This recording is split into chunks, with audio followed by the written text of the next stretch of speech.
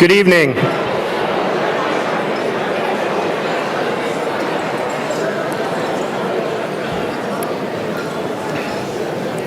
Wow, you guys are good.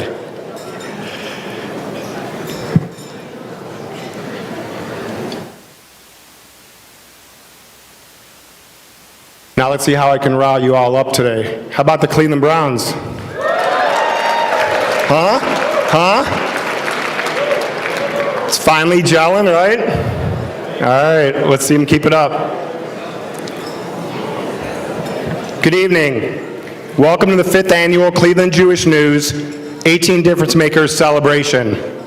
I'm Kevin Adelstein, the publisher of the Cleveland Jewish News and president of the Cleveland Jewish Publication Company. And it's wonderful to see all of you here tonight as we honor some pretty special and inspiring individuals making a difference in Northeast Ohio and beyond. I'd like to take a moment to thank our valued and supportive sponsors of this evening's festivities. Our co-presenting sponsors are Classic Lexus, Cuyahoga Community College with Jack Joseph and Morton Mandel Humanities Center, and HW Financial Advisors. Our Civic Leadership Award is presented by the Cleveland Jewish News Foundation. Our video sponsor is the Greater Cleveland Partnership. Our cocktail sponsor is Ohio.net, and our supporting sponsors are Benish and Marks. Absolutely, you can applaud for our sponsors.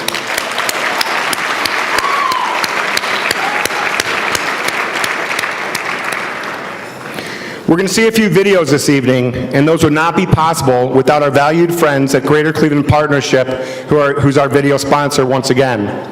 These videos are produced by the students at Beechwood High School's Bison TV program, and the very talented and amazing Alyssa Schmidt, the Cleveland Jewish News' digital content producer.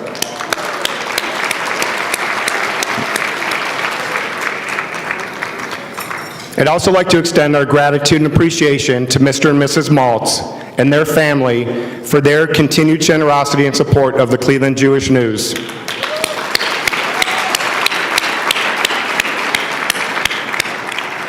Many thanks to all of our sponsors for your generosity and continued support of our mission. There are many table sponsors this evening, as you'll note from their table tents.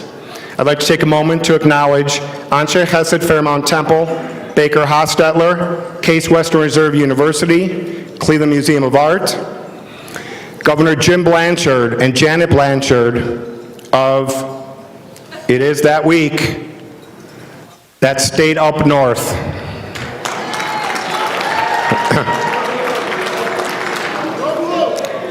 OH!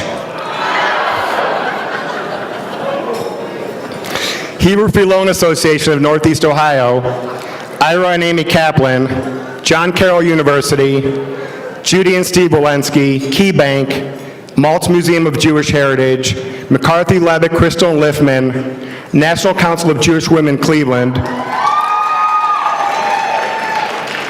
NCJW is definitely in the house.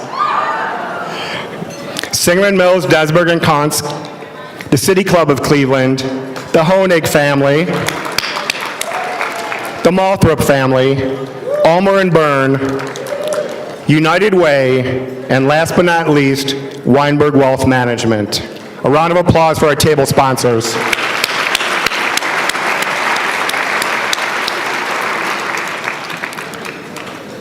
Ladies and gentlemen, you have no idea how much pleasure it gives me to welcome to the stage this evening to deliver an invocational prayer the senior rabbi at Anshe Chesed Fairmount Temple, Rabbi Robert Nosenchuk.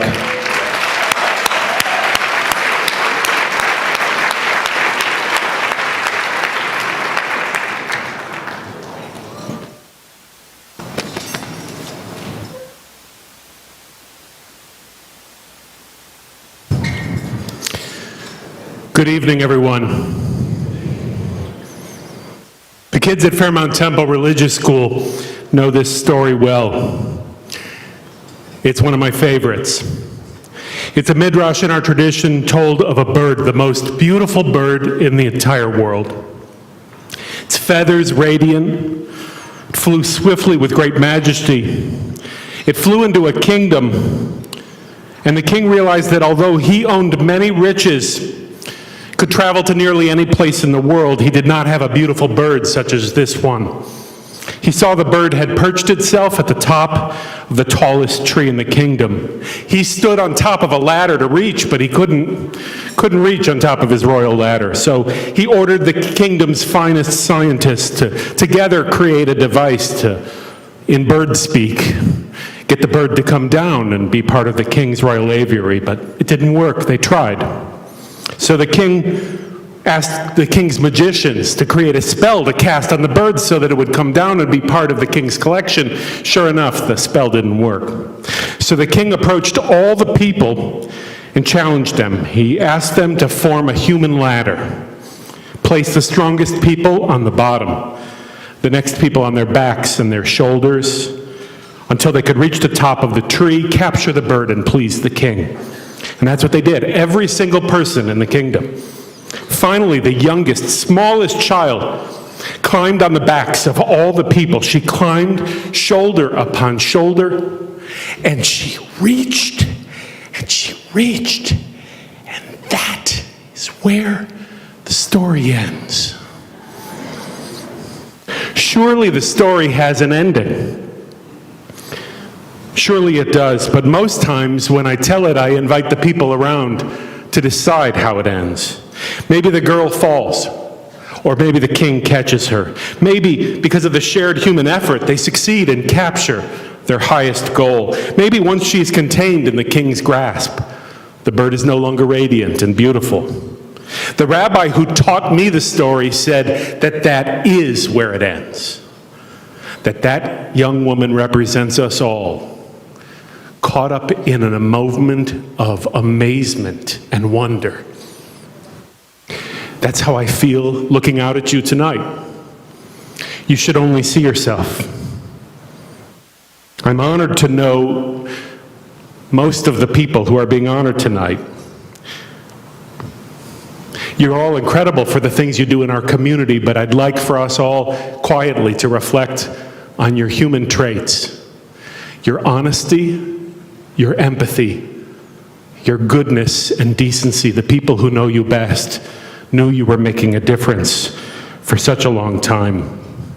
Tonight, one of the honorees is being honored for work in the civic square, but he called me just a week ago at one of my weakest moments and offered me friendship and sustenance.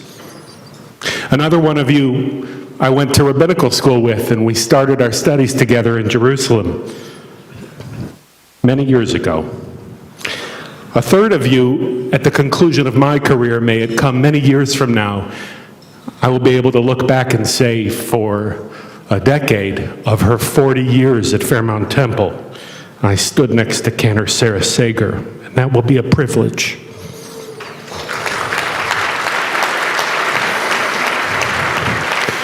But all of you are an inspiration to us. We are reminded because of who you are, your human traits, your goodness, your honesty, your love, your empathy, that if there is a God, that God wants us to help one another and to make a difference. And so we pray, El Harachaman, a sweet God, merciful God of blessing, beyond our reach, God who may elude our grasp. Help us to look tonight within and find there the conviction of our hearts. Help us to look around us and see decency and goodness the way the Cleveland Jewish News does. Year after year, finds it, covers it, and helps remind us what it means to work for peace and justice in a world of hostility and chaos. But most of all, help us remember that the story I've shared tonight is it's not about a bird or a king or a tall tree. It's about a community that comes together and is willing to stand on one another's backs and to reach. Let us reach. God help us. Amen.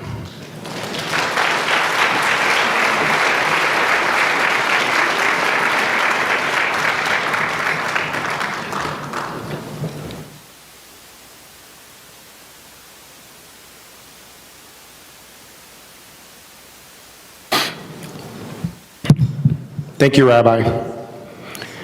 As you know, this is our 5th Difference Maker, 18 Difference Maker event. We are thrilled to have so many of our past honorees with us here this evening. At this time, I'd like to ask our past 18 difference makers and our very first Lifetime Achievement Award recipient, Harlan Diamond, to please rise and be acknowledged by the room.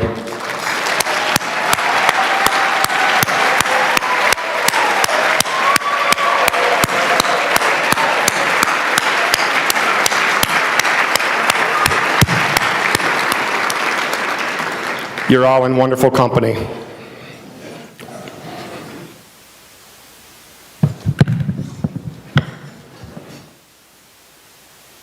Friends, if you read the introduction to the special commemorative section of this week's newspaper, you heard me talk about the power and strength it takes to give back to the community. I wrote about the time, talent, and treasure one can offer in their acts of Tikkun Olam. How one gives their time, talent, and treasure is often dictated by personal preference, passion, time, and where one sees the biggest needs, knowing well there are more than one can ever address in a lifetime. Some like to help others without seeking any credit, operating under the radar. Others like to call attention to all they do to benefit their community, potentially in the hopes that someone else might be inspired to give back. Some prefer to make a difference in a formal sense, with their money, or on a board for an organization to which they feel a special connection. Others might give their time whenever and wherever they can, dabbling in various areas, but always giving the best of themselves. There's no one way to do it correctly. Those we're gathered here tonight to celebrate have demonstrated some combination of giving their time, talent, and treasure. They found a way to channel their skills, experience, and interests into addressing a pressing need in our community, and often beyond. You'll read about that in their profiles and hear about it directly from them in the video presentation this evening. These honorees represent a variety of Jewish denominations, backgrounds, ages, and professions. They include executive-level personnel, nonprofit leaders, attorneys, educators, a rabbi, a cantor, and more. A theme that will emerge as you hear from their stories is that change-making is as much a result of sheer hard work as it is a personal passion for a cause. These are the 18 difference makers we are gathered here to honor.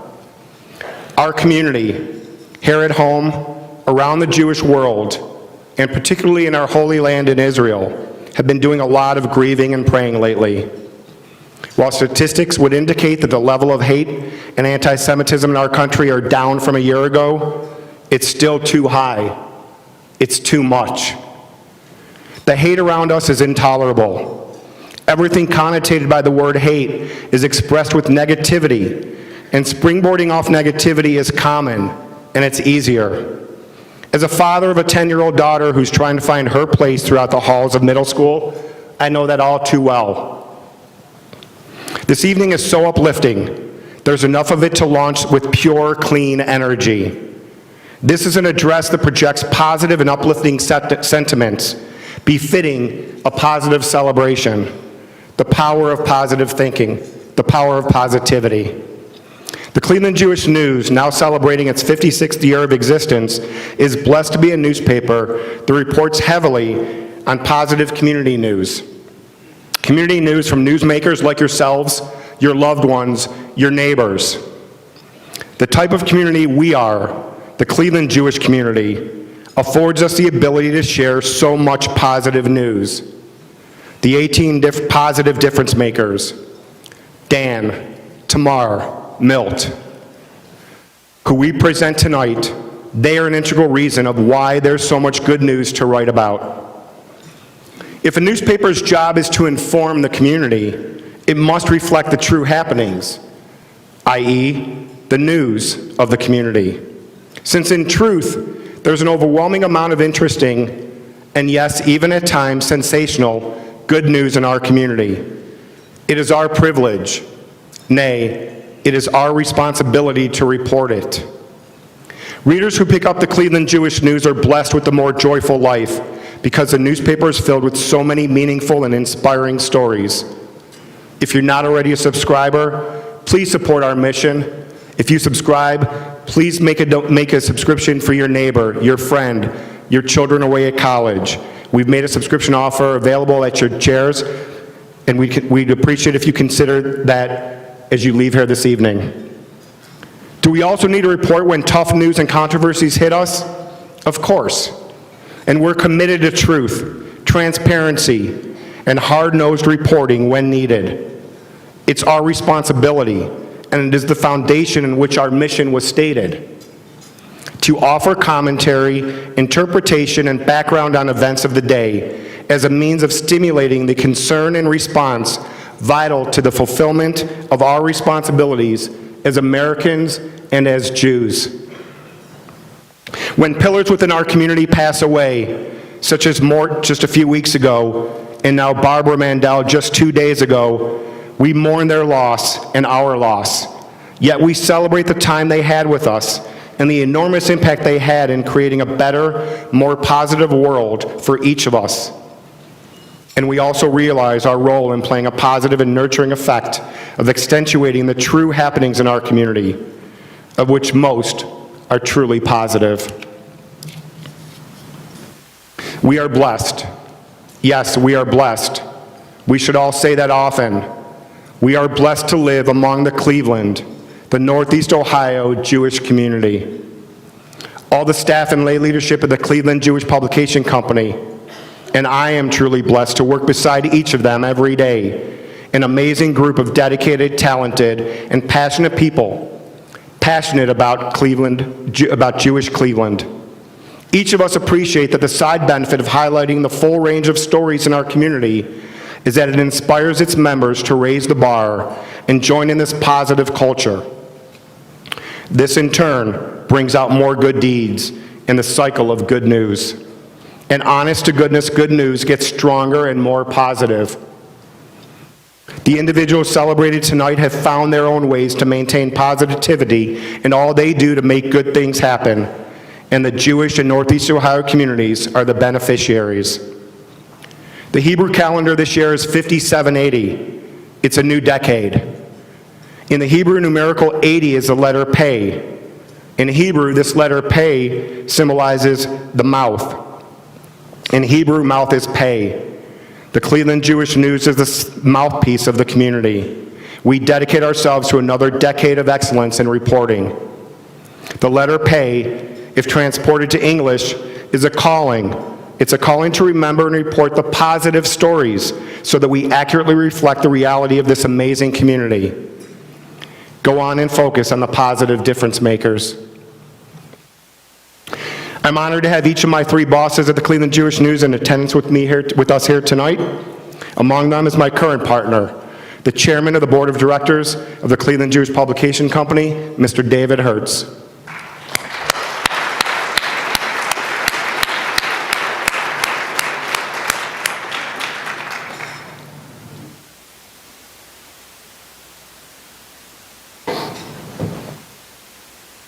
How you doing? I get a hug too. You sure do. All right.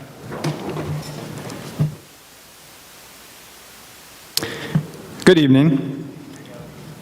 I am so pleased to have each of you here as we welcome the newest members of CJN's 18 Difference Makers. You'll meet them momentarily. For now, please join me in giving them a welcoming round of applause.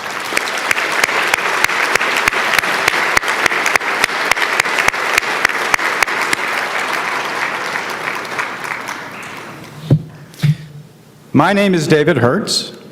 It is my honor to be chairman of the board of the Cleveland Jewish Publication Company, which proudly serves Greater Cleveland and Columbus, home to Ohio's two largest Jewish communities. Before I begin, please indulge me for a moment. If you're active on social media, pull out your cell phone and open your social media app of choice. I'm opening Twitter. Now, if you are moved to do so, write a post while I'm talking, but please don't share it yet. You'll know when. As you know, we are here to honor those who make a difference in our community. Their commitment is extraordinary, and their vision for a better community unyielding. I am humbled to be with them this evening. For similar reasons, I am proud to be associated with the Cleveland Jewish Publication Company. The leadership and staff of the CJPC are creating one of the most vibrant Jewish media companies in the United States. At a time when the struggle of the media is well documented, when the light in cities dims at the closing of their newspapers, the CJPC is connecting with its communities. Our events, news coverage, and special publications celebrate the milestones of our culture. The CJPC provides information, enhances conversation, breeds familiarity, supports commerce, encourages debate. We help the community engage. In May 2018, City Lab, an online publication in the Atlantic media family, posted a story under the headline, "The Hidden Costs of Losing Your City's Newspaper." Quote, "When local newspapers shut their doors, communities lose out. People and their stories can't find coverage. Politicos take liberties when it's nobody's job to hold them accountable. What the public doesn't know winds up hurting them. The city feels poorer politically and culturally." End quote. Without news organizations, who would cover with sensitivity and depth the threats that Jews face with increasing frequency? It has been slightly more than a year since the atrocity at the Tree of Life Synagogue down the road in Pittsburgh. The cover of the CJN from that week still sits in my office. I can't seem to recycle it. It has been only 7 months since the attack in Poway. Attacks such as these rip at the fabric of America. The missiles that rain down in Israel strike at our collective hearts. In these times, it is incumbent upon the CJPC to be a difference maker, to engage with the local, national, and even international communities. We have utilized powerful communications tools all year to fulfill this mission, using our news pages, website, and social media channels to inform and energize.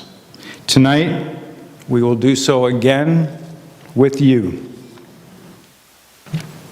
Please turn back to your cell phones now. If you have yet to type a message, choose words that convey a sense of community and pride. My tweet? Together, we make a difference. Hashtag stronger than hate. Hashtag 18 difference makers. Ready? Post. Thank you.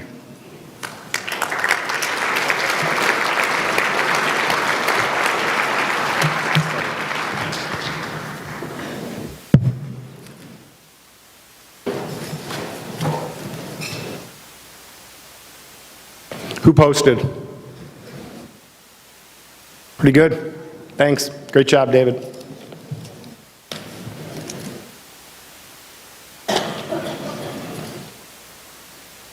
Would you say we made our 18 difference makers? Please draw. Be a fun night. Let's turn your attention to the video screens, please.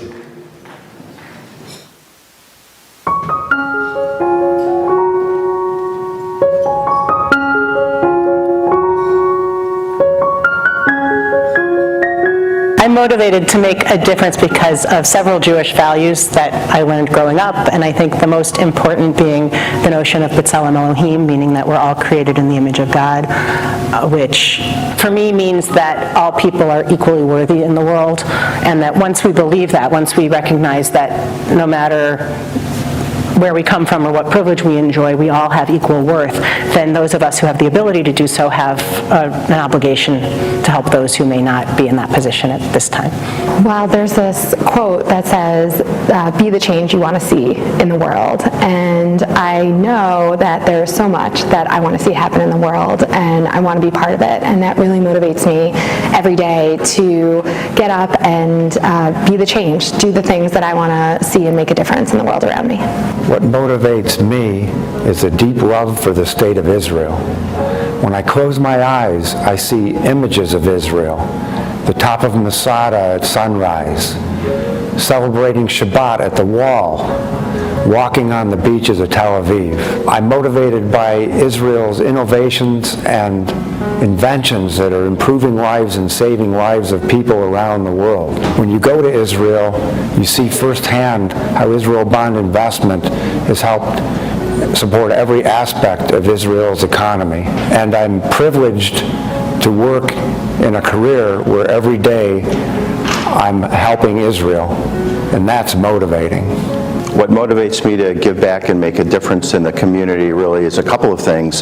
One is family history, both on my side and my wife Amy's side. We both came from families, parents of which were deeply involved in the community, and always resonated, I think, with both of us that it's a privilege to be able to share what you have available and to contribute to making things better in the community.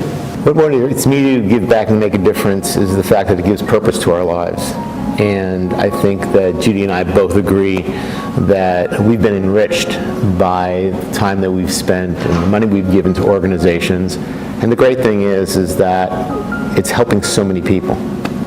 So Jewish values motivate me, especially the value of tikkun olam, or repairing the world. And the way I do that is to participate with different organizations, whether it be Montefiore, the JCC, or the Jewish Federation.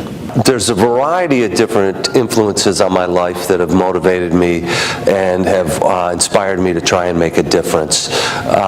It started off probably very early on in working with the Jewish Big Brothers organization. I thought it was a great opportunity to have an impact upon a young man's life. That led to other efforts, both professionally as well as personally, mentoring inner city youth. I just feel very fortunate. My parents made us feel fortunate growing up, and I feel like it's sort of a responsibility to help others less fortunate. So I've always been motivated to give back to the community because of my religious beliefs and the faith that I've been taught since I was a child. For me, the cornerstone of Judaism is tikkun olam. And I really believe that if each one of us rolls up our sleeves and does what we can to make the world a better place today than it was yesterday, and a better place tomorrow than it is today, that we really can repair the world and make this place a place of justice and peace and equity. The moment in history I would love to have been there for was when Thomas Edison invented the light bulb. Light bulbs have been an integral part of my life. I began my career with them. I met my husband with them.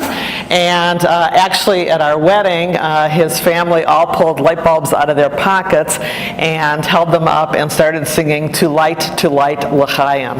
So light bulbs are my life, and I am very grateful for what they have done for me.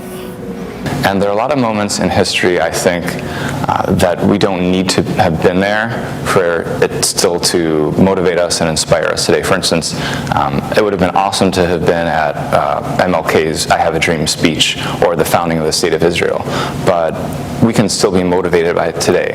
So what I would like to do is go back in history and solve some mysteries. And one of my childhood favorite movies is Raiders of the Lost Ark. So I want to know, where's the Ark? I want to go back in time, the moment it went missing, and figure out where it went. I think I'd like to be present when the first Jews came to Cleveland in the 1840s. And my husband's family was part of that group. They came from Germany. If I could witness a moment in history, it would definitely be something from the civil rights era. It might be Dr. King and Rabbi Heschel marching together. It might be some of the rabbis speaking out in civil rights and being in their synagogue, especially their southern synagogues, which I did research on years and years ago, but being there to hear what those rabbis said and how they motivated their communities to bring about change. Who would I have dinner with if I could? If I had to choose absolutely just one person, I think it would be Moses. I would love to meet Moses and just pick his brains and find out where his understanding came from, how he might describe what the Torah says was hearing the voice of God. I'd love to know what he was like. I think my first choice would be Abraham Lincoln, followed by Winston Churchill, David Ben-Gurion, Nelson Mandela. All of these people obviously accomplished great things, but they overcame unbelievable odds, a lot of tremendous resistance, and yet they had the vision to see where they were going and to persevere and to have great courage and to overcome in the end and move us in the right direction historically. If I could have dinner with anyone, I'm happy to have dinner with anyone who wants to have dinner with me, but I guess these days I'd really love to have dinner with Ruth Bader Ginsburg or Gloria Steinem, strong women who are making a difference in the world and community and striving for a better society. Well, if I could have one more dinner with my father, I would really consider that a fabulous privilege. Just to say to him, hey, Dad, look at what's happened over all of these years and look at the joys and the sorrows that I've had in my life, and to thank him for what he did to prepare me for those joys and sorrows. I think it would be a remarkable and wonderful evening. The one thing that most people don't know about me is my maternal grandfather was actually an immigrant from Argentina. He was born on the boat escaping Russia from persecution for being Jewish, and he landed in Argentina, and then about 20 or so years later escaped persecution there and came to the United States and self-made, built up his family and allowed my mother and my uncle to go to college for the first generation, and it's really an amazing story, and I'm really proud of it. I'm really proud of my family history.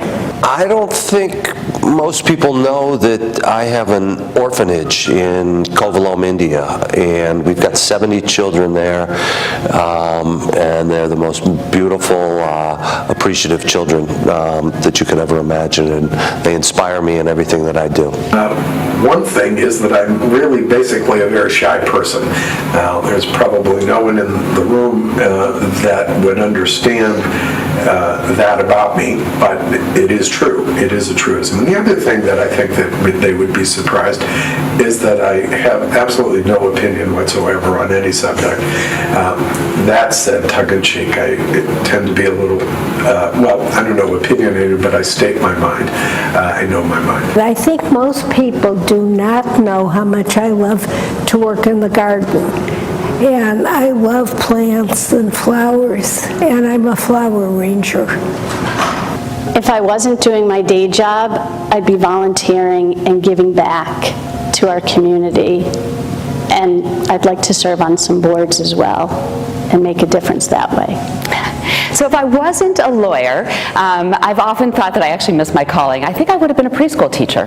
I love kids, and I love seeing the world through their eyes, when they discover something new and they learn something new, and the joy that they find in every day, and the laughter that you always hear in a preschool classroom. I always thought that that would have been a place where I would have found great fulfillment and joy, and a place where I also think I could have made a difference in the world. My greatest role model are my grandparents, who I was very close with, who showed me, more than told me, how to live a good life with humility, with concern of others, and of strengthening the Jewish world. I've been blessed to be around many great leaders in our community, including Federation past presidents, family members and the founders of the Agnon School, and they've served as role models to me in that they've left an indelible impression that volunteer work is a core part of one's life and really what it means to be a good Jewish citizen. And really their commitment and dedication to our community is unmatched, and that's what's motivated me and served as role models to continue to make a difference. My greatest role model is actually my father. As I mentioned before, I grew up in a home where chesed, where giving and kindness was ingrained into our lives. And a couple examples of that was that he was an inner city school principal, and he could have changed jobs, he had a PhD, he could have gone to a different district, but he wanted to give back to that community and make a difference. Every time we went somewhere when I was a little girl, the students would come up to us, and it was very gratifying as an adult to look back and to see that. So I'd like to perpetuate that chesed that he did. My father-in-law and mother-in-law are great role models, as I think I said before. My father-in-law is a man of great faith. He's 98 years old, God bless him, and he still studies Torah every week. The last great book I read was Native Son by Richard Wright. I read it first in college, and then I've read it many times since. And as a woman, a white woman of privilege, it opened my eyes and continues to do so around issues of racism, something that challenges me to this day. The biography of David Ben-Gurion, I really enjoy history, and he was not only the founder of the State of Israel, but the founder of the Israel Bonds Organization in 1951. My kids always complain that I will never tell them I have a favorite color or a favorite food because there are just too many wonderful things in the world, and I feel the same about Jewish holidays. I don't have a favorite Jewish holiday. I mean, my favorite time is when family and friends come and congregate together at the table and are celebrating. My favorite Jewish holiday is Yom Kippur, and that might sound a little strange, but I put a lot of thought into this question, and God, Hashem, really gives us this unique opportunity to connect to Him for a full day and build this relationship.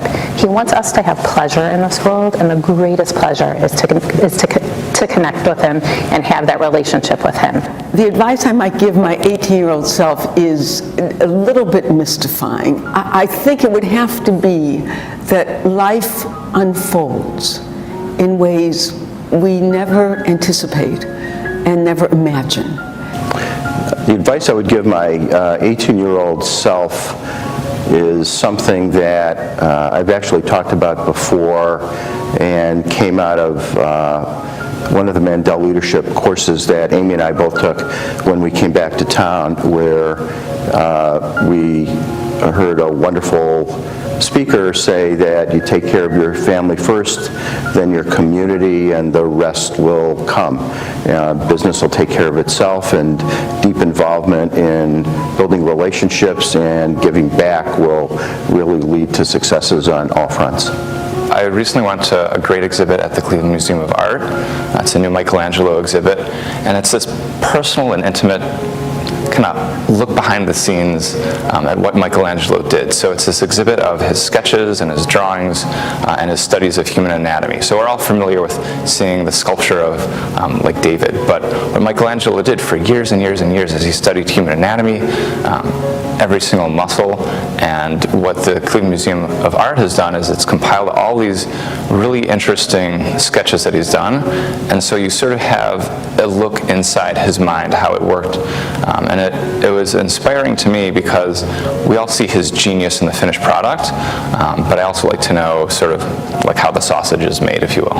If I could change one thing in this world, it would probably be the rise in anti-Semitism. We saw that again on Yom Kippur this year when the synagogue in Germany was attacked.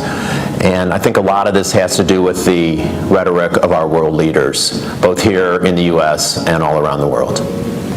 We've lived in a world where we've seen some of the worst in humanity. And if I could change one thing, it would be that kindness prevails.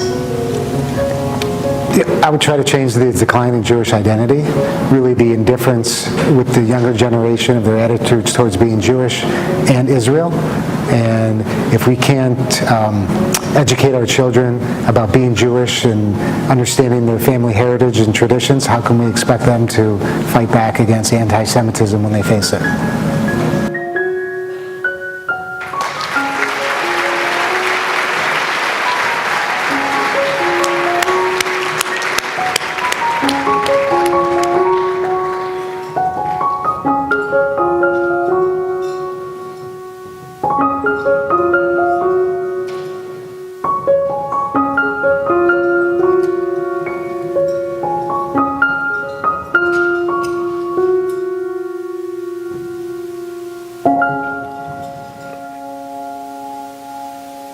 These are the positive 18 difference makers of our community.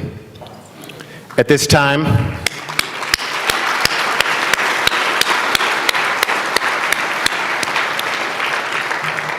I would like to call up the General Manager of Classic Lexus, Mr. Matt Dietz. Matt's going to help me.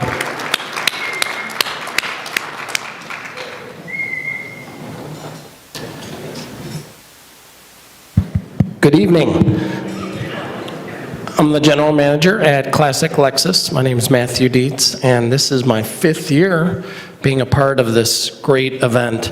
I still think back to when Nell first came and visited me and told me about what was going to be put together, and I can't believe it's already 5 years, but so many people out there that are getting acknowledged for being such great difference makers. And it made me think this weekend, and I challenged my staff at Classic to make a difference themselves, because everybody in here can make a difference every day. So we put out a challenge to do 3 acts of kindness throughout the week, and just something that's going to change something for anybody else during the day, whether it's opening the door or saying something nice about somebody else. And that's what I think about this event, is we need more difference makers out there, and we all can be them. So come see us at Classic. We'd like to make a difference in your next experience in getting a vehicle. Thank you.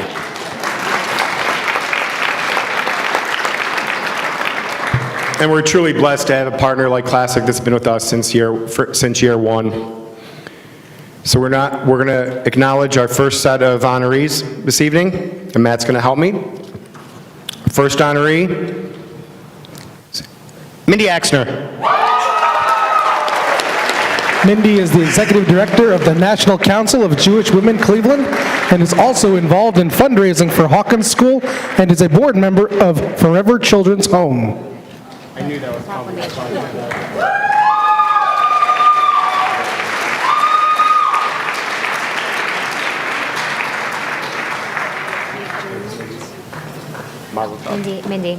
Mindy.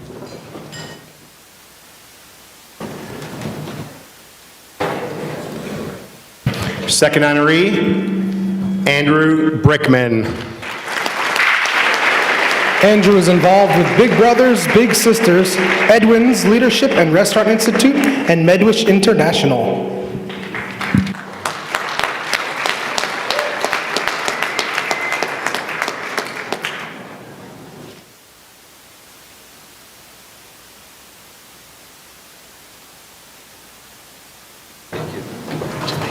All right, thank you.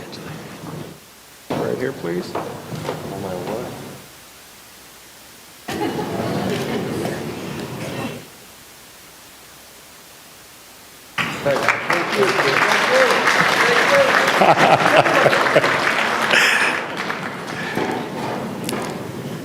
Jessica Cohn.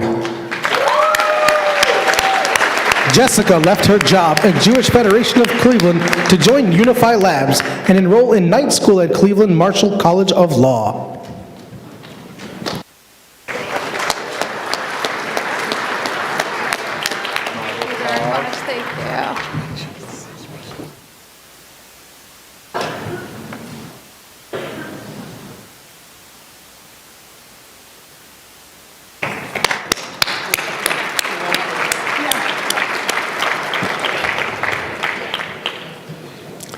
Mark W. Freemuth. Mark has volunteered as chairman and leadership roles in numerous local organizations such as Mandel JCC, the former Agnon School, Jewish Federation of Cleveland, Siegel College, and Cleveland Jewish Publication Company.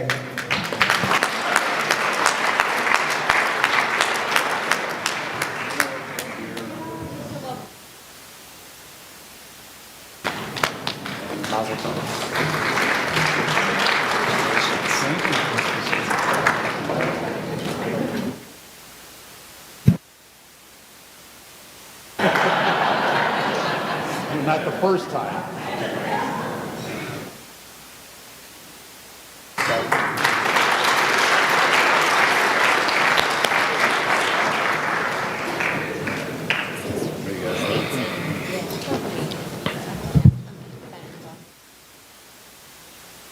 Michael Davis Honig. A lawyer by day, Michael co-founded MACOM in an effort to provide a more inclusive community for Orthodox Jews in Cleveland.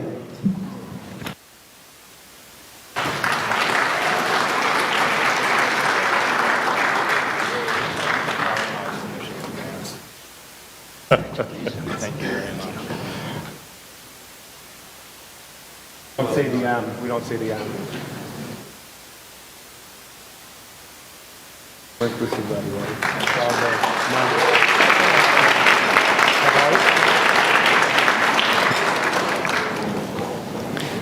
Rounding out our first group, Ira C. Kaplan. Ira has lent his community support to many organizations to name, and is particularly proud of his work with Menorah Park Center for Brain Health. Hey, here you are. Thank you. You're so welcome. Congrats.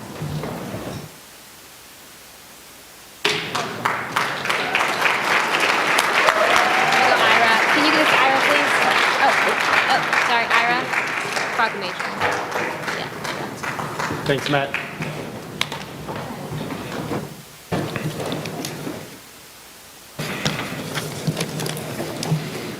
At this time, please join me in welcoming to the stage the Cuyahoga Community College Eastern Campus President, Lisa Williams.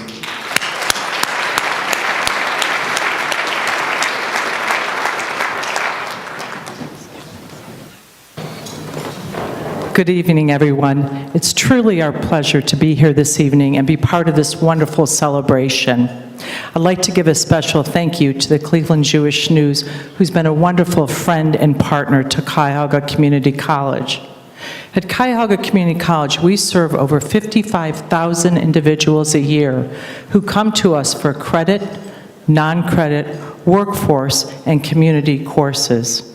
At Cuyahoga, we have 4 campuses, and I have the pleasure of serving at the Eastern Campus that is right here within our community. We have approximately 5,000 students that come a year to us, and they come to receive degrees, certificates, and workforce credentials. We also are happy to host the Jack Joseph and Morton Mandel Center at the East Campus that was made possible by the generous donation of the Mandel Center. We work with our Mandel scholars. We bring them into the community. We teach them the importance of civic engagement, in volunteering, and in giving back. Our goal at the Mandel Center is to create and teach and lead the future leaders of tomorrow. So thank you for allowing us to be part of this celebration, and congratulations to all of the award winners tonight. Thank you. Perfect. Thank you, Lisa.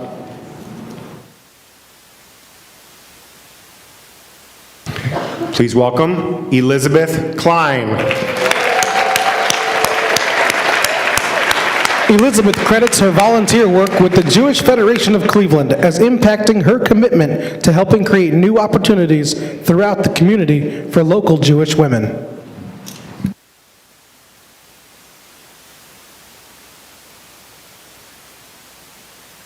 We're going to go over here. Mazel tov. Thanks so much. You want to look in the paper.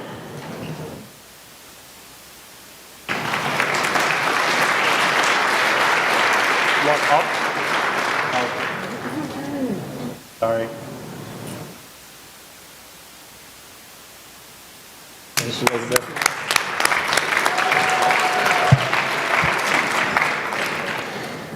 Thomas A. Lakshin.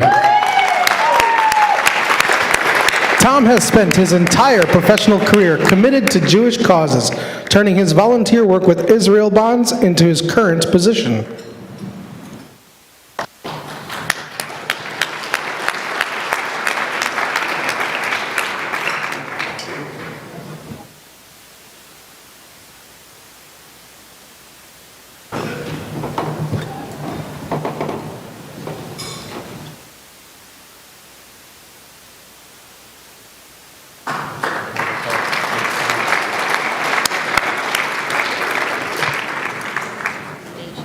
Lawrence A. Mack.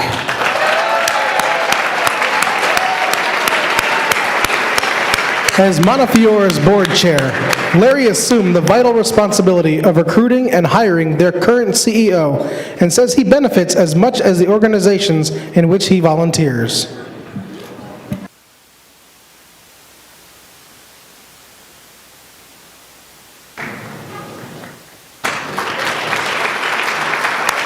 Oops, sorry.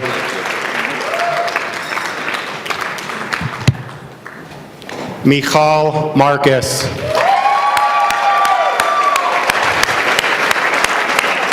As Executive Director of Hebrew Free Loan Association of Northeast Ohio, Michal has helped secure $1 million available for interest-free lending for those in need.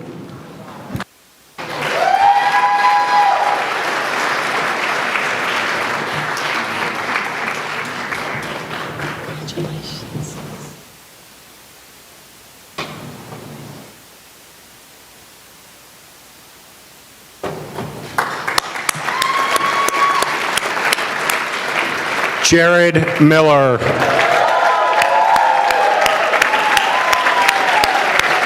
As board chair of Joseph and Florence Mandel Jewish Day School, it was Jared who led the nearly $11 million renovation of the school building to enrich the educational lives of its students and community. Good.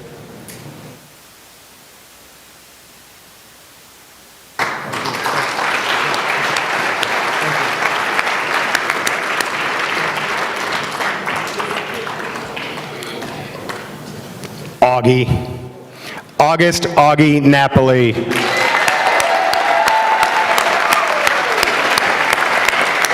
As the leader of United Way of Greater Cleveland, Augie is focused on addressing the symptoms and causes of poverty within our community.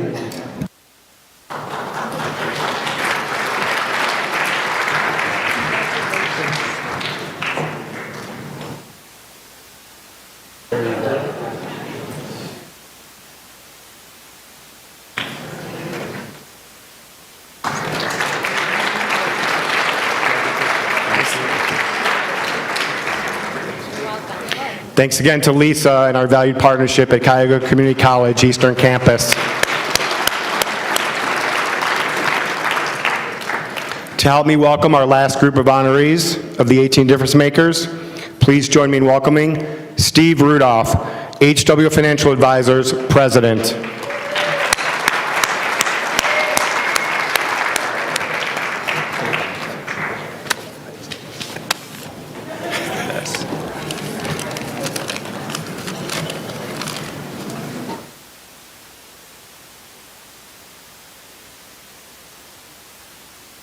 As president of HW Financial Advisors, we absolutely love sponsoring this event. We thank Kevin and his group at the Jewish News for putting on such a wonderful event. As I work every day with our colleagues to manage their investment assets and create financial plans for our clients, we constantly remind ourselves what drives us to do all this work. It's to help people.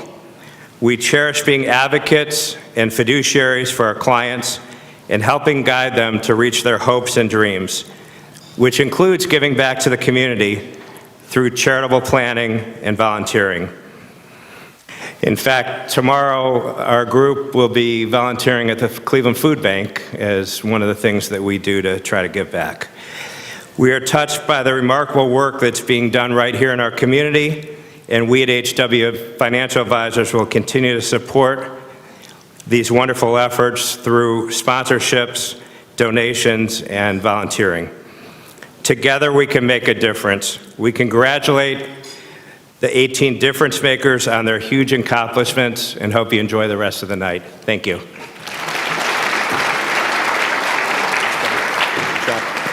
Let's do this thing. Thanks, Steve. Our next honoree, Carol S. Rendon.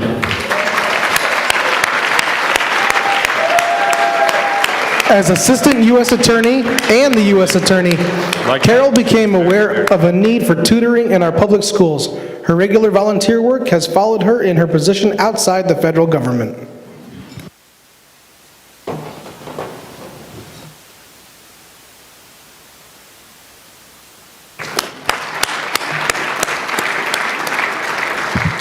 Cantor Sarah Sager.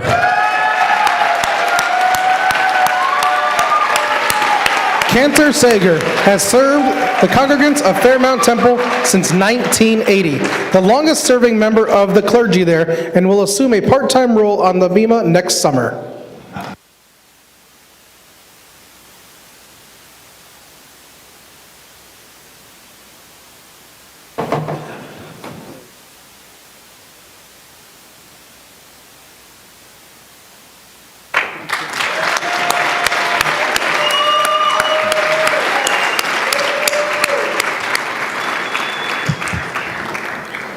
Michelle Weiss has a very good excuse for not being here this evening. She's in the great state of Israel right now, accepting the award on her behalf, one of her colleagues, Rabbi Ellie Dessler.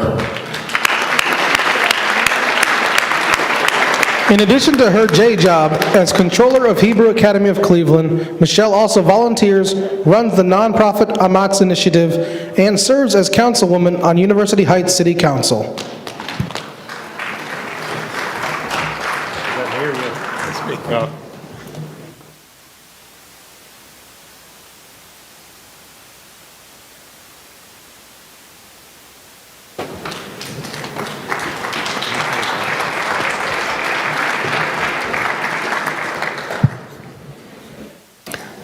Rabbi Lauren Werber.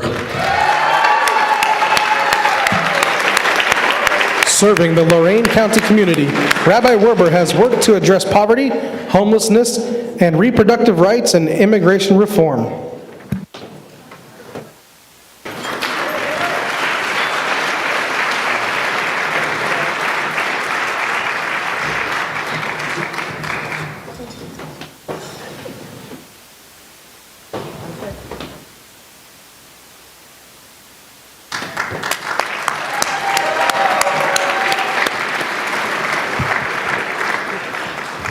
I'm looking at you, Steve.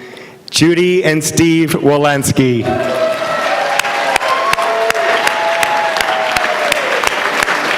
Having met both when worked at General Electric, this power couple have spent their past nearly 2 decades in Cleveland bringing light and energy to the numerous organizations they've been involved in.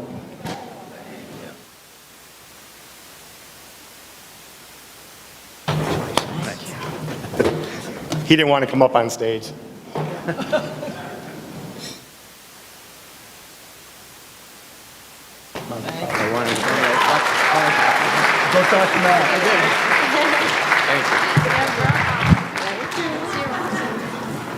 Follow me. Steve, follow me, please.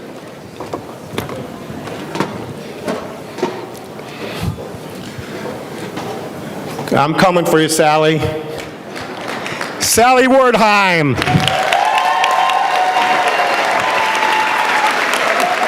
Known professionally as an educator, Sally has served in endless community roles, notably as the first female Federation Board President. Sally got her first taste of community work as a high school student when she formed Sally's Squirts to perform volunteer work at the JCC.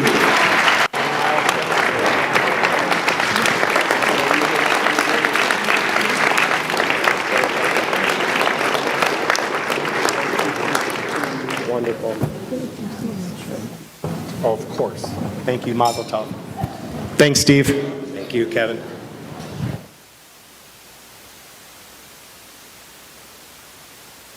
Hey, David.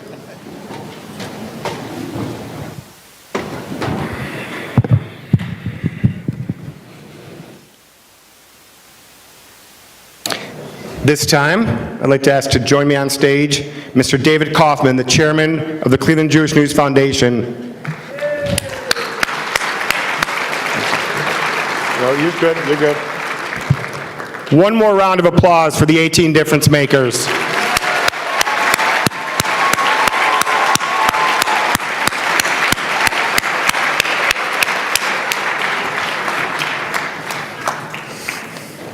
Good evening. As chairman of the Cleveland Jewish News Foundation, I'm honored to congratulate each of our difference makers tonight, Milt and Tamir, and to present the Civil Leadership Award to Dan. As a nonprofit arm of the Cleveland Jewish News Publishing Company, the foundation's mission is to educate the community, support various important internships at the CJN, and to keep the words of the Cleveland Jewish News alive. We do this through the CJN Digital Archive. The archive is free and accessible to the world and can be accessed digitally from the CJN.org website. The content goes back more than 150 years with each of the predecessor newspapers to the CJN. It is a terrific vehicle for researching Cleveland's Jewish history and even your own genealogy. And now please direct your attention once again to the video screen to meet the Civic Leadership Award recipient.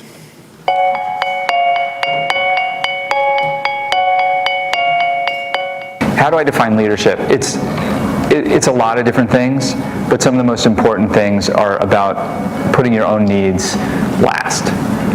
You know, those of us who lead do so in service to others, whether those others are our colleagues, our partners and collaborators, our, family, our members of the community, whomever. What I am often asking myself is, what's needed? Who do I need to be in this moment in order to help this group of people accomplish the goal? What I think distinguishes Dan from other leaders in the community is a tough question to answer.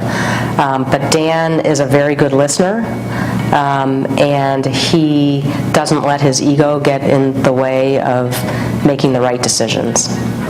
This is a really tough question about my biggest regret, and I was giving it a lot of thought, and there's been mistakes that I've made, but I've learned from all of them, I think.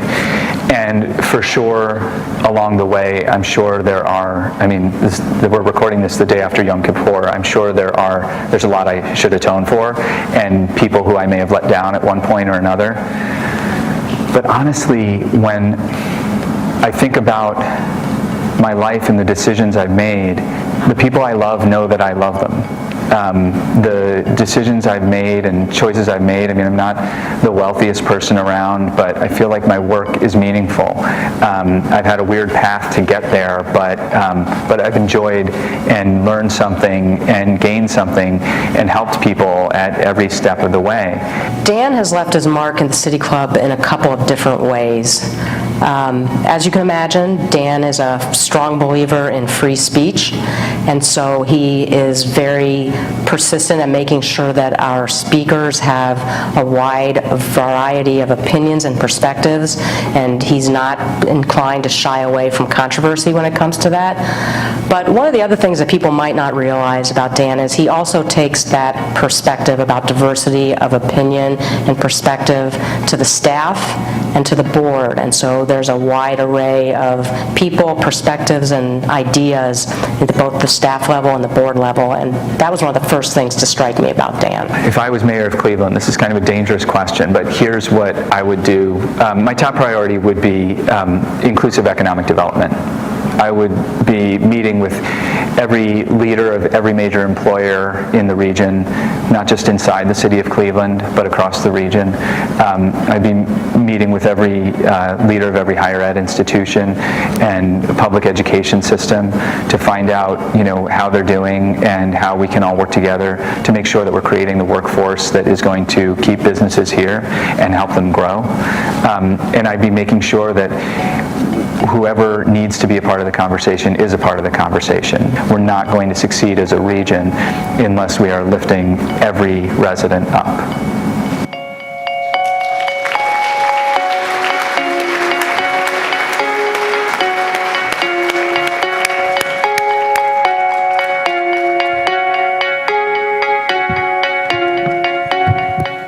You're not mad at me, are you? Okay. Can't be. One of the first members of the community I sought out early in my tenure at the Cleveland Jewish News was Dan Moulthrop. Just a few months into my position, I was tasked with conducting a sit-down interview with the legendary Woodward and Bernstein in this very room for a sold-out crowd of some 900 during the CJN Foundation's 50th anniversary celebration. It's of the CJN. It seems very appropriate to have the CJN Foundation's name tied to this honoree. You see, I was in my new role and had never conducted such a public interview on a public stage in front of so many, going 1-on-2 with two of the most iconic journalists who are in another planet as me, let alone journalistic league. I needed advice. I didn't know Dan. I called him, actually trying to convince him to do the interview. He wouldn't, but he was the expert. He declined. He told me emphatically, Kevin, you're the leader of the CJN. You need to conduct this interview. It's important that you do that. He invited me to come see him to help prepare me, which I did. It was very special for a rookie like me starting out in my new role. So, as I said, I eagerly accepted his invitation. Dan's office walls were something I'd never quite seen before. I would have loved to have been his office supply guy because he was sure keeping him in business with all those Post-it notes, carefully and meticulously plastered along every crevice of those walls. I thought to myself, was this an antiquated way of organization or simply a well-organized leader who was plotting a plan for one of the nation's oldest, continuous independent free speech forums? It's clear we all know the answer to that one. I clearly remember that day. I left there becoming a member of the City Club.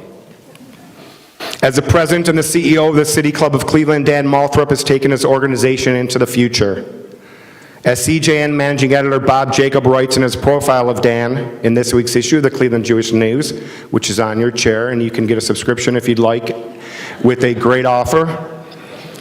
The City Club of Cleveland has increased from 777 members to over 900 since Dan Moulthrop has assumed his role. While free speech forums are the cornerstone of its mission, Dan has expanded City Club offerings and created a plethora of programs targeting and attracting a younger demographic. You could argue that there's never been a more important time in our society where Dan's work has ever before been more critical and needed. As Dan says, the City Club is in the business of helping people participate in democracy. He says, I believe that what we do here is unique and is fundamentally important to the strength of democracy. We couldn't agree more, Dan.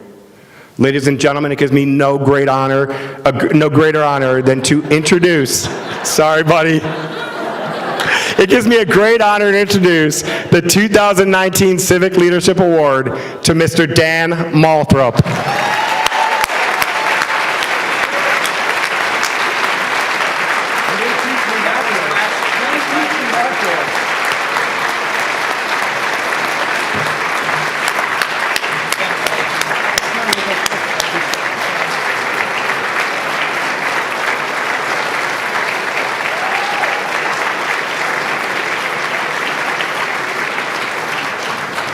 Sure? Yeah. Sure? Okay.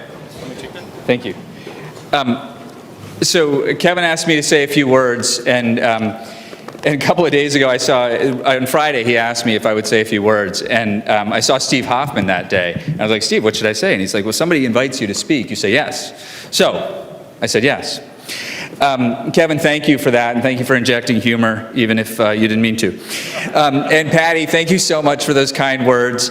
And on behalf of Augie Napoli, I'm instructed to tell you that the United Way of Greater Cleveland is an amazing organization. So welcome to the City Club of Cleveland. Just kidding. There's no bell. There's no bell. There's no gong. Thank you, Kevin, and to your colleagues on the board and your colleagues at CJN and the board of both organizations, both the publication company and the foundation. I know all of you worked hard to craft this event this evening, and I'm deeply honored to have been selected and for this recognition. When you called to tell me about this, I was deeply surprised and deeply touched. Milton Tamar and all the difference makers, it's a real honor to share this stage and this evening with you. There are a few others I'd like to thank as well, and I hope you'll permit me this. I want to start with my wife, Dr. Dorothy Russo Moulthrop.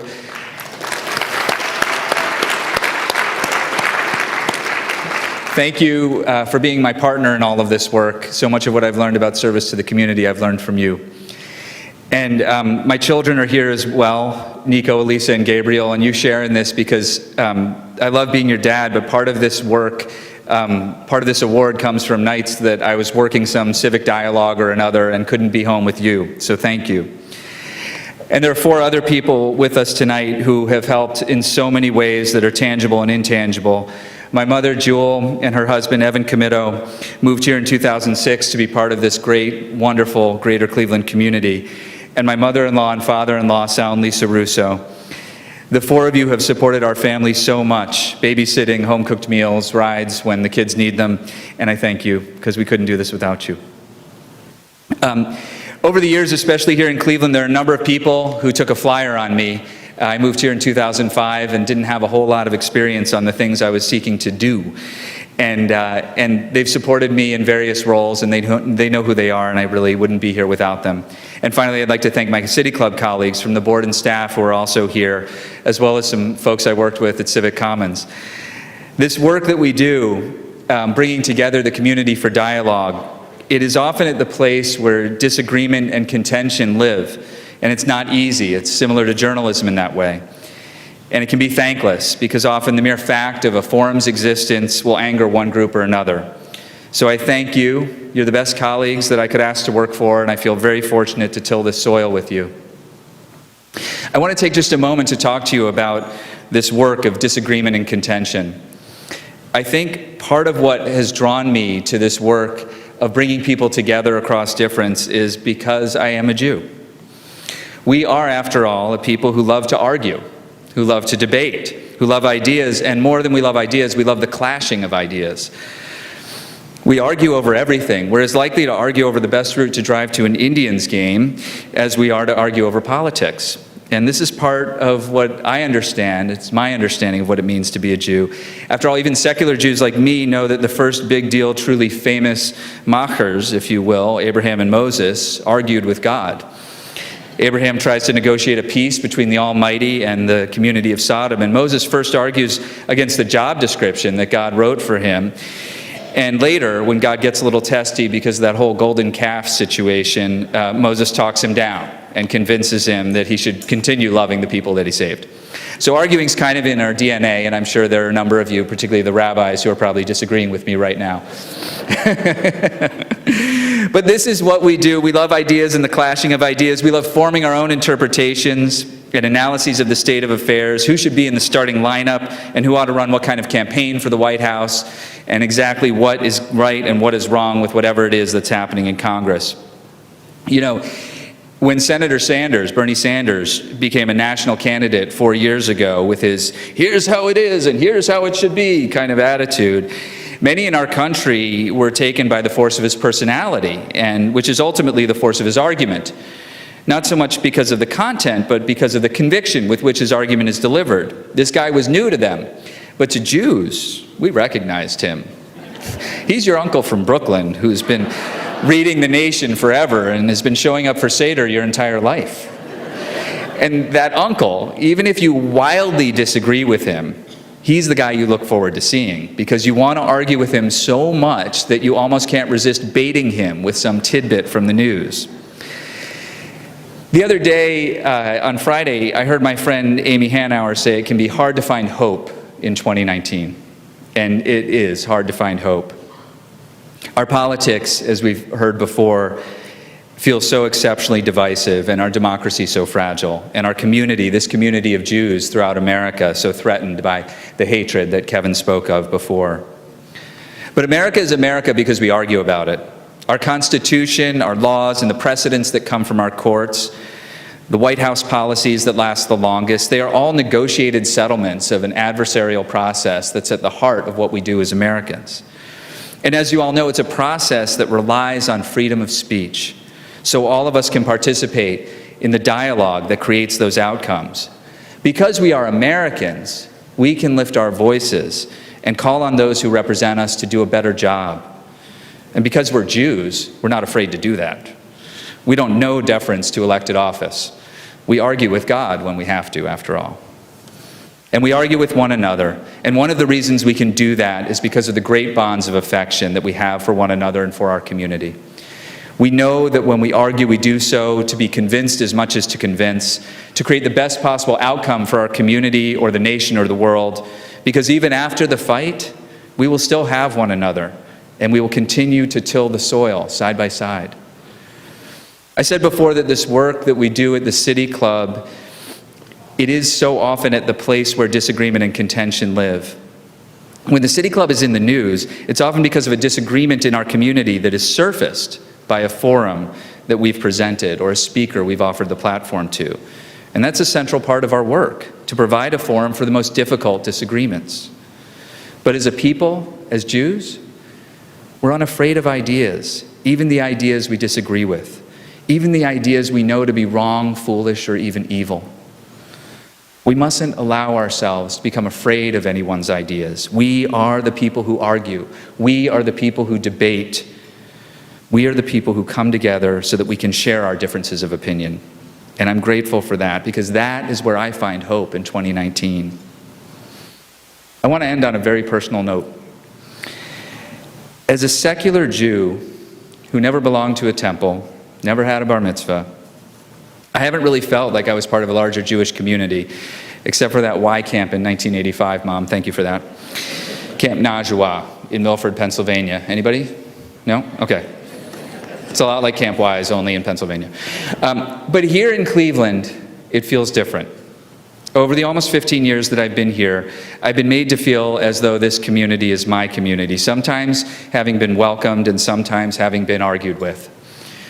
So for me, tonight feels more than a civic honor. It's an affirmation of my own identity as a Jew, and I feel it very deeply, and I thank you.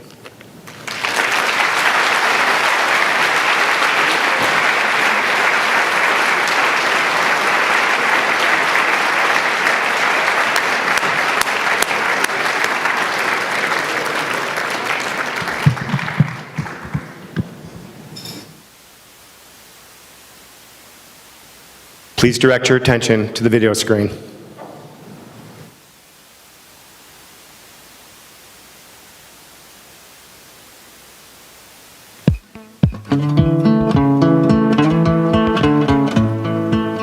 Milt and Tamar Maltz are just wonderful people, and if you look at their life, there are a number of lessons that you can take away that are really meaningful for all of us for whom they're role models. Tikkun Olam translates to be repairing the world. And of course that's helping people that are in need anywhere. Well, the real meaning behind just the words themselves is what Tamar had suggested. It means we care for the world's population. In some of the countries of the world where there's hunger and need for food, as an example, but it's also applicable to us here in the United States. We do care about freedom. Bullying is a bad thing. What they're able to do is look at a problem, define it, give money to solve it, but put their whole being into solve it. So a lot of people would say, well, their greatest gift is they give us money. No. Their greatest gift is they come up with an idea, and then they set it up so that it can happen. We created Stop the Hate because there was a lot of bullying that was going on. That bullying, unfortunately, has evolved into murder. Murder in a synagogue, murder in a restaurant, murder in a theater. Enough already. The time has come, something must be done. We have done a great job here in terms of philanthropy. And the Museum of Jewish Heritage has done a great job in so many entities. And we're delighted and proud to be in a position to help. The people who engage in Tikkun Olam are not doing a great thing. They're doing what we're supposed to do.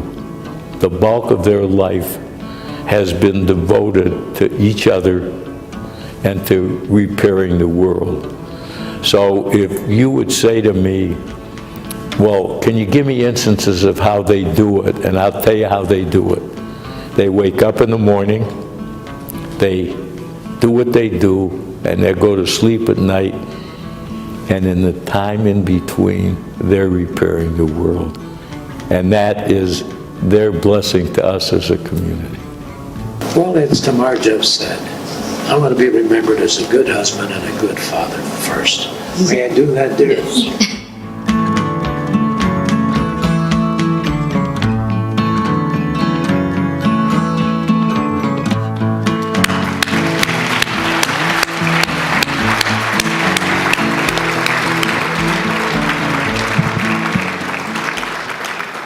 To help me present the 2019 Lifetime Achievement Award, this man needs no introduction, Albert Ratner.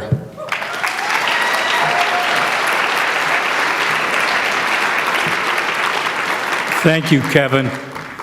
I would think you had enough of me, but at my age, you'll accept anything. So I want to start out by talking about my feelings about this evening, which is that it's remarkable in a community the size of Cleveland, we can have so many people doing so many great things. There are very few communities, if any, can put into one room this group of people winning this award, let alone others who have won it and others who would win it. So it's really a very inspiring night. I'd like to thank Rabbi Novacek for not finishing the story, because every day he helps us make a difference. And that's what it's really all about. How do we help people really make a difference? We take what we have here for granted. We come from out of town, we live in a city, and we come into a system. And that system is a system that has a history. It's a history of great leaders. But one of the reasons we have those great leaders is because we have such great professionals. In the earliest part of my career, there was a depression, people were working, and the work that was done in the community was led by a very small group of professionals. And then women were taking care of their children. Not a lot of them were involved in what happens. The men were building their businesses. But we formed a professional-lay relationship. And as I look at the winners, behind every great winner is a great pro. And it's that combination of the two that really makes us the community that we would like to be. I want to say something about the Jewish News. When I was in junior high school, in high school, I was the editor of my paper. I couldn't spell, I couldn't write, but I could get votes. So I was the editor of my paper. I actually thought of making my life's living in journalism, but journalism thought otherwise. But I did learn a very important lesson in those positions. And that lesson was that if you are a communicator, you are not a communicator of what other people are doing. You are a part of the community. You are not an outsider whose responsibility is to sit and criticize and tell everybody what's wrong. You're there to be in the arena, to fight for what you believe in, to do the things that you were right. Unfortunately, at least in my opinion, both politically and certainly in the communication field, we've gotten away from that. On that score, I want to say to my friend Dan that you've done a great job, certainly at where you are. And you shine a really brighter light than we've ever had there. But more importantly, you do something that's very important. And it's something that the Maltzes do. You deal with the uncomfortable. You deal with the things that people don't want to talk about and don't want to think about because they do make us uncomfortable. But the truth of the matter is, that really is what Jewish life is, as you have pointed out. And whatever you're doing, keep doing it. We're so fortunate to have the kind of leaders that we've had in this community. And I feel a little awkward about giving a lifetime award to Tamar and Milton because they're at the zenith of their career. They're at the height of their thinking. They're at the height of their giving. They're the height of... Milton has the ability to call me up, as he could 20 years ago, and say, I have a problem, and you're going to help me solve it. It hasn't changed. It hasn't changed. Why can't we get Bloomberg to run for president? Right? I'll tell you about that later. But the answer to it is that I feel funny giving them an award for the lifetime, but I'm reminded of what the great Rabbi Lullivelt said. Everybody during their lifetime is entitled to a little epitaphy. So tonight we will try to give you some epitaphy. I want to tell you a little bit about the history of couples, of people who affected the Jewish Community Federation as a pair. And I say that because there are no people that I know that have done a better job of that than Tamar and Milton.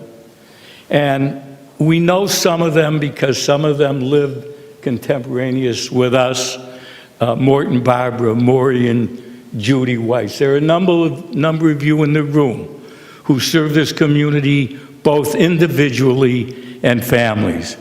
But I want to call my attention to two couples that made an enormous difference to this community. I want to tell you about it because they really were the people who, like Tamar and Milton in their own way, made significant changes in the Jewish life of this community. And the first couple were Bill and Libby Treuhoff. They were very dear friends of my parents, and I got to know them through my parents. I loved Bill and I loved Libby, and when my father passed away, they called up and said they'd like to visit me. And I told them the hours we were sitting Shiva, and they said, no, we'd like to come over and just talk to you. And they came to my house and sat there and said, Bill started talking and said, I fell in love with Libby. She was not Jewish. I was a devoted Jew. She was devoted to her religion. But we loved each other and we married. And we married her and I brought her into the Jewish community. I was one of the founders of the Oakwood Club. And when I brought Libby in, she was not accepted because she was not Jewish. And then Libby said to me, but I met your mother and your father, and they accepted me. And they made me feel at home. And they were as fine a people as I ever met. And what it did for me, it changed my feeling about everything. And I thought about that tonight because what my father did was he made a little difference. But what they did made an enormous difference. And that's what I think Milton Tamar do. I think what Milton Tamar do is, what they do is very important. But think of how that gets magnified in the world. And think of the things that you do. Think of how many people come up to you and remind you of something you did that you forgot you even did. And that is the opportunity for these two wonderful people. So I want to talk about them as a couple. And as a couple, 1 and 1 equals 2. But as a couple, 1 and 1 equal infinity.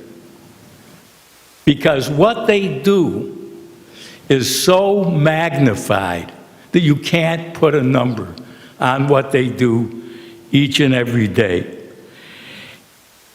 I do have to tell you one thing, though, that people wonder about. And they wonder about what is the relationship between the two of them. Now, we live in the same building. They live a floor above me in the high rent district. I'm a little lower down than they are. And when I started on the board of the Maltz Museum, it was mostly Milt because it was his idea and he was sitting and talking, and all of us had our eyes glued on Milt. But I noticed he wasn't looking at us, he was looking at his wife. And I later learned a story that explained it to me. There was this Jewish couple that wanted to get married, and they went to the rabbi and said to the rabbi, "We want to get married, but we can't because both of us want to be the head of the family." So the rabbi said, "I'd like to talk to the guy first." So he sits down with the guy. "Why do you want to be the head of the family?" "Why do I want to be the head of the family? I'm the hunter. I'm the man. That's what a man does." So the rabbi says, "I understand that." And then the girl comes in, and she says, "I want to be the head of the family." And the rabbi says, "Why?" He says, "Look, there's women's rights. I bear the children, I do all of the," and she goes on for 15 minutes. When she finishes, the rabbi says to her, "You don't want to be the head of the family." He says, "Why? What do I want to be?" And the rabbi says, "You want to be the neck. Whichever way the neck turns, the head goes." That is their relationship. I happen to have one of those at home as well. So I really understand it fully. I want to talk really about two other things. I want to talk about their creativity. And I want to talk about the things that I think make them really tick. Those of us who try to do better each day believes that one of the ways you do better is to think outside the box. If you think like everybody else thinks, you'll be where everybody else is, and change doesn't take place. So the first thing I think that is so unique is to these two kids, they are kids to Audrey and I, they don't have a box. They don't see the world the way everybody else sees it. They don't know what you're supposed to do or you're not supposed to do, but they know what's right. And that's why they end up doing the things that they've done. But look at the cities that they're in. Look at the things they've started. Look at the Spy Museum, the Maltz, what they've done with the Yorkers. Take a look at those things and you begin to understand it. A part of that creativity is, normally when people have creativity, they expect you to pay for it. So somebody comes to me with an idea and said, "Oh, if you'd only give me money, I could do this." They're different. They come to us They have an idea, and they say, look, we'll give you the money. All we want you to do is help us do it. They've done that all over the world. That is the kind of people that they are. If you look at the different things they've done and why they've done the different things, what you find out is that each one of them relates to something that had happened to them in their lifetime. So if you talk to Milt and Tamar, if you look at the background, if you look at their life, what you understand is he knows what it's like to be bullied. He knows what it's like. They both know what it's like to face anti-Semitism. They looked around, they loved Rabbi Silver, they had the opportunity to build a museum for his artifacts, but no, it just couldn't be a museum for its artifacts. It had to be the heritage of this community. And we had no survivors Holocaust memorial, so it became also a piece of what that was. If you take a look at the Cleveland Orchestra, you can give money to the orchestra, and you can build buildings, you can buy chairs. How did the Maltzes look at that? They looked at it by saying, what's the future of that orchestra? If we don't get young audiences to love the music, to learn the music, it has no future at all. You think the Spy Museum is an educational institution? You think it's there for a good time? It's there because of their belief that this country and the Jewish people in this country are always in danger from people who want to change our way of living, who people don't like the freedom that we have. So everything that they do is related to what it is that they've learned in their lifetime and how to do it. I was telling my wife the story about the fact that when it comes to Tikkun Olam, the way I understand it, I'm lying in bed, I get an email from God, and it says, wake up, you have to do Tikkun Olam, you have to save the world. Well, when my iPad goes off, my wife says, I don't care who it's from, go back to sleep. So I go back to sleep, there's another buzz. And the buzz said, you missed the asterisk. You can't change the world, but it doesn't give you the right to cease from trying. I said to my wife the other day, I think the difference between Milt's family, Milt and Tamar, and you and I are, I read the first part of the message and I pulled the covers over my head. Upstairs, Milt gets a message from God. And the message from God is, you have to save the world. He jumps out of bed, he runs to the bathroom, and there's another buzz. And it's another buzz from God. Tamar says, Milt, you have another buzz from God.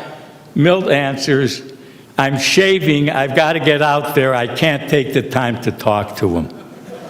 Because that's the way they work. Now, why did they do this? What is there that makes them believe in this?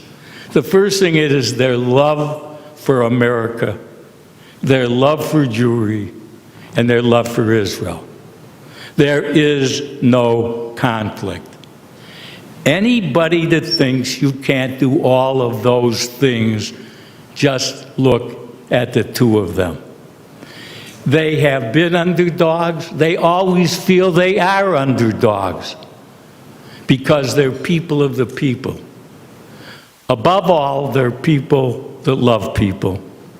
I want to close by saying to you that what I've learned over my lifetime is almost everything good and everything bad that's happened to me are things I never planned on.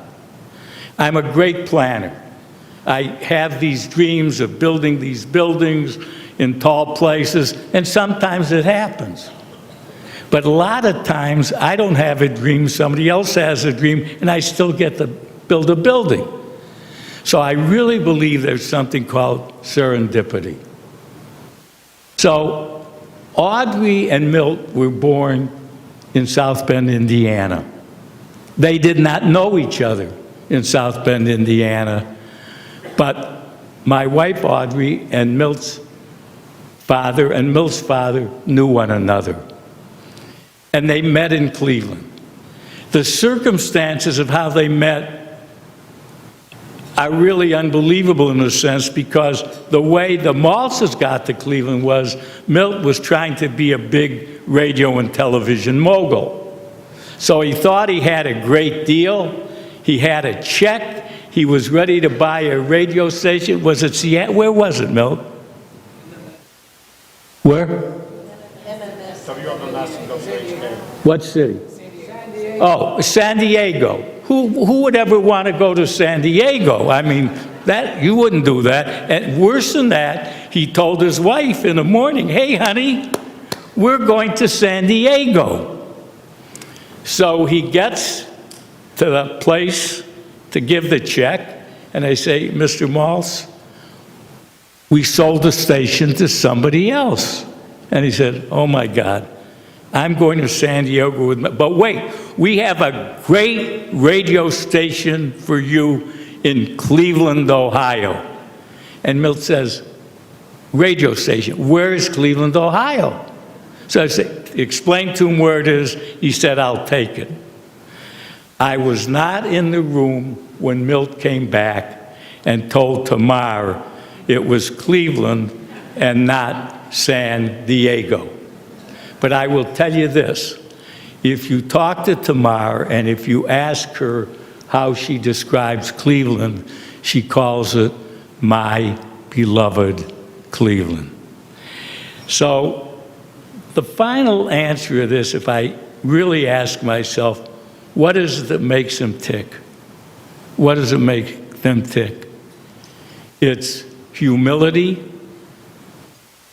two very humble people who have their pulse on what it means to have a problem, who have the moral fiber, the intellect, and the soul to make things happen that without them never could happen.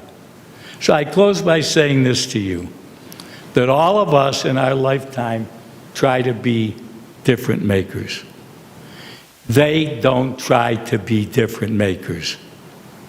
They are different makers. That's their DNA. Milton, Tamar, come on up. Okay? You have to ask me if it's okay? Are you kidding me? I didn't give that speech. I couldn't see it. It's fantastic.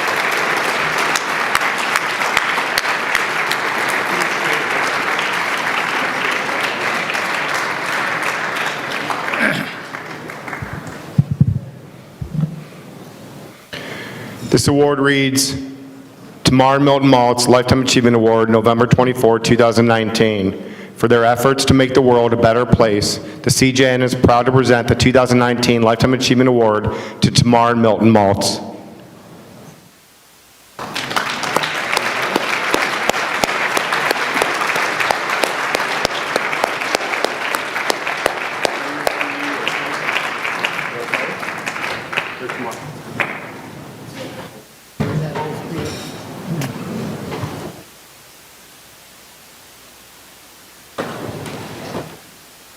Where's Joey?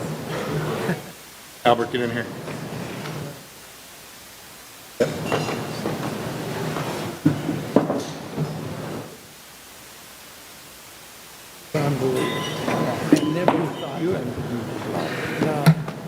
Good?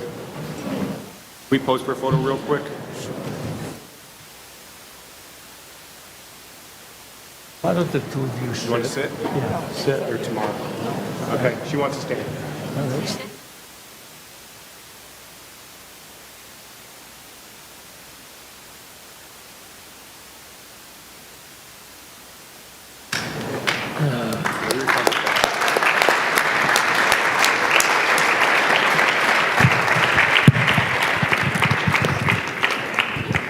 Albert, I've known you ever since we came to Cleveland, and you're always funny. Tonight, honest to gosh, I never knew what went on in your mind I'm going to hold it for you. on our relationships. Because I was all set to say, Albert, my name is Maltz, not Schmaltz. But you didn't do that. Where are you, Albert? There you are. Thank you. Thank you for everything you've said. I have a question or two. Both of us do. You want to sit there, honey, for now? Okay. The Queen is going to sit. How many of you have visited the Touro Synagogue in Newport, Rhode Island? If you have, raise your hands, please. Ah, quite a few. This is the very first Jewish synagogue in the United States. And Tamar and I visited the Touro several years ago. We needed to satisfy our curiosity and were instantly taken by its beauty, but we were disturbed by what we saw as we walked up and stood on the bima. I don't know if those of you who went there saw this, but there on the floor was a large trapdoor. Why? What was a trapdoor doing on the bima? Well, I asked a local member of the synagogue, and he said we never eliminated it because it tells a disturbing story of anti-Semitism as far back as 1790, subsequent to the enactment of the American Constitution. Well, he opened the trapdoor for us, and it led to a dark tunnel that would lead Jewish members out of the synagogue and toward the next street. Well, the synagogue has been well kept, and it's still functioning. But this is not the end of the story. On the 7th of August, 1790, President George Washington traveled by horse and buggy from his headquarters in New York to Newport, Rhode Island, to welcome the Jewish community to the United States of America. And joining him at the Touro Synagogue was then Secretary of State Thomas Jefferson, and Alexander Hamilton was there as Washington's aide. At this very time, however, one of Washington's top spies, her name is Agent 355, and although pregnant, she was still very active in behalf of the United States. She was questioned by the British when she was caught, but refused to reveal information. She was then arrested and put on board a British prison camp, the HMS Jersey. Conditions were horrific. She died on board while giving birth. And one of the secret pieces of information was her exposure of Benedict Arnold as a traitor. As you know, we have the International Spy Museum, and we get a lot of this information by working with the various agencies in Washington. So tonight, let us honor and remember these early American Jewish patriots. I was going to leave this dais with a concluding letter written by President Washington to members of the Touro Synagogue. I'll quote just one little sentence from it. May the children of the stock of Abraham who dwell in this land continue to merit and enjoy the goodwill of the other inhabitants. Well, that was then, 1790. Over 200 years ago, but now let's talk about today. We are faced with increasing gun violence, especially the use of assault rifles that shoot 100 bullets in 1 minute of time. As a result, innocent children and adults across the United States, from Pittsburgh, Pennsylvania to Lakeland, Florida, were murdered. Innocent victims. These killers according to my insight, are the equivalent of Nazis. Anti-Semitism is rampant. A number of swastikas have been drawn on our temple building. The time has come to demand that our government to take action, pass legislation to stamp out intolerance, and move toward investigating the NRA. Who are they? What are they? It's time to act regardless of the political parties. I think my time is up, so tomorrow night I thank you, Kevin, and the entire organization of the Cleveland Jewish News for this honor. And I have just one phrase to say as I say goodnight. God bless America.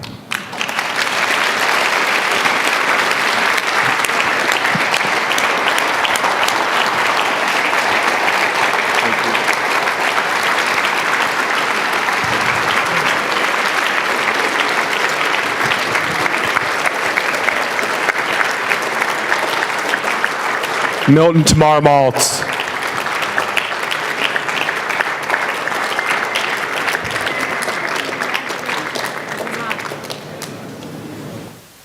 Perfect.